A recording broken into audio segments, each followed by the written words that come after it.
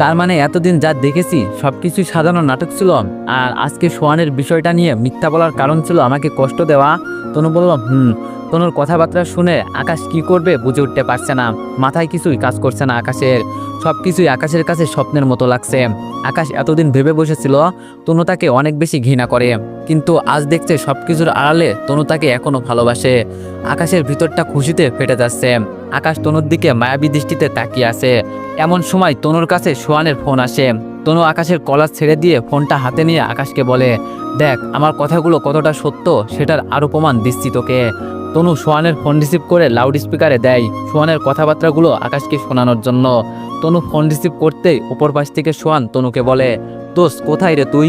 তনু বলল, এই তো আছি দোস্ত গাড়িতে। কিন্তু কেন? সোহান বলল, আরে দোস্ত বাসা থেকে বিয়ের জন্য মেয়ে দেখছে, কিন্তু তুই তো জানিস আমি এখন বিয়ে করতে চাই না, কারণ বিয়ে করলে খাঁচায় বন্দি হতে হবে। এছাড়া সবকিছুর একটা লিমিট থাকতে হয়, যেটা আমার পক্ষে অসম্ভব। আমি নিজের স্বাধীন মতো আরো কিছুদিন কাটাতে চাই, কিন্তু মা এবার অনেক জোরাজোরি শুরু করেছে। দোস্ত তুই পারলে আমার এই বিষয়ে কোনো একটা সাহায্য কর। তনু বলল, আচ্ছা শোন, আমি এখন গাড়িতে আছি, পরে ফ্রি হয়ে কিভাবে কি করা যায় সেই বিষয় নিয়ে আলাপ করবনি তোর সাথে। সোহান বলল, আচ্ছা। তনু ফোন কেটে দেয়। এরপর আকাশকে বলে, শুনলি তো সব কথা, এবার বিশ্বাস হয়েছে সে আমার বয়ফ্রেন্ড না? আকাশ কিছু না বলে তনুকে খপ করে নিজের কাছে টেনে নিয়ে জড়িয়ে ধরে। তনু আকাশের আচরণে কিছুটা চমকে ওঠে। সেই সঙ্গে জড়িয়ে ধরার বিষয়টা তনুরও বেশ ভালো লাগে। কিছু সময় তনু নিজেও আকাশের জড়িয়ে ধরার বিষয়টাকে উপভোগ করে, কিন্তু কিছুক্ষণ পর হুট করে তনু জোরপূর্বক আকাশের থেকে নিজেকে ছাড়িয়ে নিয়ে আকাশকে বলে, এখন আধিক্যতা দেখিয়ে কোনো লাভ নেই, তুই সারা জীবন আমাকে অপমান করেই যাবি। 5 বছর আগে একবার করেছিলি বান্ধবীদের সামনে, আর আজ আবারও করলি আমার বিজনেস পার্টনারদের সামনে। তোর প্রতি আমার আর কোনো ফিলিংস নেই, সবকিছু শেষ করে দিয়েছিস তুই।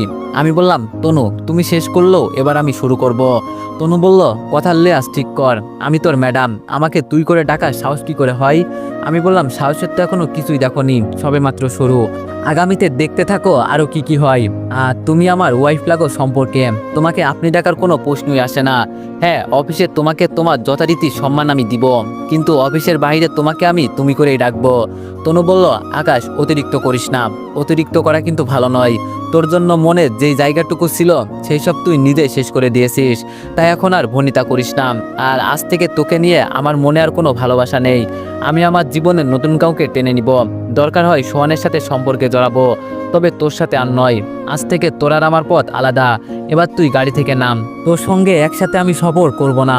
আকাশ তনুর কথা মতো চুপ করে গাড়ি থেকে নেমে যায়। তবে নামার আগে সে তনুকে বলে, ঠিক আছে, আমিও দেখব তুমি দুইজনের পথ কিভাবে আলাদা করো। তনু আকাশের কথার প্রতি উত্তরে আর কিছু না বলে গাড়ি টেনে সোজা চলে যায়। আর আকাশ গাড়ি থেকে নেমে যাওয়ার পর রাস্তায় দাঁড়িয়ে ভাবে, ওয়ানেক্স হচ্ছে সবচেয়ে বিশ্বস্ত বুকমেকার, যা পিএইচডি এবং সিরিয়া অ্যাপের অফিসিয়াল পার্টনার। এই অ্যাপসে আপনি cricket, football, tennis live match দেখতে এবং তাদের স্কোর ভবিষ্যৎবাণী করে সহজেই অর্থ উপার্জন করতে পারবেন। সেই সাথে BMW গাড়ি, আইফোন, ল্যাপটপ এবং আরও অনেক নগদ পুরস্কার জেতারও সুযোগ রয়েছে। এই অ্যাপটিতে আপনি crash crystal, under and over 21 ইত্যাদি গেম খেলে সহজেই আয় করতে পারবেন। আপনি বিকাশ, নগদ, রকেট ব্যাংক, ক্রিপ্টো, পেপল এবং অন্যান্য সহজ পদ্ধতির মাধ্যমে সহজেই আপনার জেতা টাকা তুলতে পারবেন। এখানে আপনি 24 ঘন্টায় 7 দিন গ্রাহক সহায়তা পাবেন। তাই এখনই পিন কমেন্টের লিঙ্ক ব্যবহার করে রেজিস্ট্রেশন করুন, অথবা গুগলে ওয়ানেক্স সার্চ লিখে রেজিস্ট্রেশন করুন। আর হ্যাঁ, রেজিস্ট্রেশনের সময় আমার প্রোমো কোড VODO7 ব্যবহার করে প্রথমবার ডিপোজিটে 20,000 টাকা পর্যন্ত পান। তনু যতই তাকে প্রতিশোধ নেওয়ার জন্য বিয়ে করুক, আর যতই তার উপরে প্রতিশোধ নিক, আকাশ ততই তনুকে আগলে নিবে। কারণ শুরুটা গত 5 বছর আগে আকাশ নিজেই করেছে। গত 5 বছর আগে সে তনুর সাথে ওই রকমটা না করলে তনু কখনোই তার সাথে এমনটা করতো না। এছাড়া আজ যেহেতু তনু নিজেই ভালোবাসার কথা বলেছে, তাই আজ থেকে আকাশ তনুকে নিজের করে নেওয়ার সংগ্রামে নামবে। যত ঝড়ঝাপটা আসবে আসুক, কিন্তু তনুকে সে অন্য কারো হতে দিবে না। তনুকে যেভাবেই হোক সে নিজের প্রিয়তমা বানিয়ে ছাড়বে। আকাশ রাস্তায় দাঁড়িয়ে তনুকে নিয়ে নতুন পরিকল্পনা সাজায়। এরপর একটা রিক্সা থামিয়ে সেটাতে উঠে বাড়ির উদ্দেশ্যে রওনা হয়ে পড়ে। বাড়ি পৌঁছে দরজায় কলিং বেল চাপতেই আকাশের মা রহিমা বেগম দরজা খুলে দেয়। আকাশ বাড়ির ভিতরে প্রবেশ করে। রহিমা বেগম ছেলেকে তাড়াতাড়ি বাড়িতে চলে আসতে দেখে জিজ্ঞেস করে, কিরে আকাশ, তুই এই জলদি বাড়ি ফিরে আসলি? তুই না বলেছিলি তনুর সাথে কোথাও যেন পার্টিতে যাবি, তাহলে এত জলদি বাড়ি ফিরে আসলি কেন? গিয়েছিস তো 1 ঘন্টাও হয়নি, পার্টি কি শেষ হয়ে গিয়েছে? আমি বললাম, না মা, পার্টি শেষ হয়নি, আমি মাঝপথেই চলে এসেছি। আকাশের মা বলল, ওমা কেন? আমি বললাম, কারণ মা, আমি একটা ঘটনা ঘটিয়েছি। আকাশের মা বলল, ঘটনা ঘটিয়েছিস মানে কি করেছিস তুই? আমি বললাম, মা, আমি তনুর ইজ্জতের 12টা বাজিয়ে দিয়েছি, সকলের সামনে তনুর কথার বিরোধিতা করেছি। আকাশের মা বলল, তনুর কথা বিরোধিতা করেছিস মানে কি আকাশ? আমি তো কিছুই বুঝতে পারছি না। আকাশ তারপর তার মাকে সবকিছু খুলে বলে। সব শুনে আকাশের মা আকাশকে বলল, তুই কাজটা একদম ঠিক করিসনি। মেয়েটা না হয় তোর উপরে অভিমান করে তোর থেকে প্রতিশোধ নিয়েছে, কিন্তু তুই তো তাকে ভরা মজলিসের সামনে লজ্জিত করেছিস, যেটা সত্যি তোর উচিত হয়নি। আকাশ বলল, মা কি করব বলো, আমি তো এত সব জানতাম না।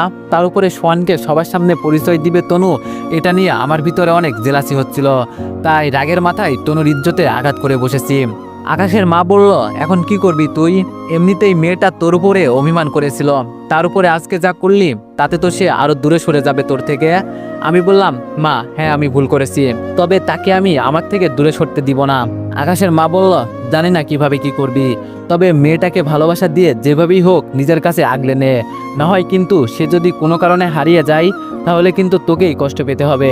আমি বললাম, মা তুমি টেনশন করো না, আমি তনুকে ভালোবাসা দিয়ে আগলে নিব। আকাশের মা বলল, আচ্ছা এবার গিয়ে কাপড় পাল্টে নে। আমি বললাম, আচ্ছা। আকাশ নিজের মায়ের সাথে কথা বলে নিজের রুমে চলে যায়। অপরদিকে তনু আকাশকে গাড়ি থেকে নামিয়ে দিয়ে বাড়ি চলে যায়। রুমের দরজা আটকে বসে আছে তনু, মাথা ভর্তি রাগ উঠে আছে তনুর। আকাশ আজকে তনুকে সকলের সামনে যেভাবে অপমান করেছে সেটা তনু কোনোভাবেই ভুলতে পারছে না। আচার সাহেব এবং পার্টিতে উপস্থিত থাকা সকলের কাছে তনুর একটা সম্মান ছিল, কিন্তু আকাশ মুহূর্তের মধ্যেই সেই সম্মান ধুলোয় মিশিয়ে দিয়েছে। রাগে তনুর ইচ্ছে করছে নিজের মাথার সমস্ত চুল নিজেই টেনে ছিঁড়ে ফেলতে, কারণ তার সম্মানহানি হওয়ার পিছনে আকাশের সাথে সাথে সে নিজেও দায়ী।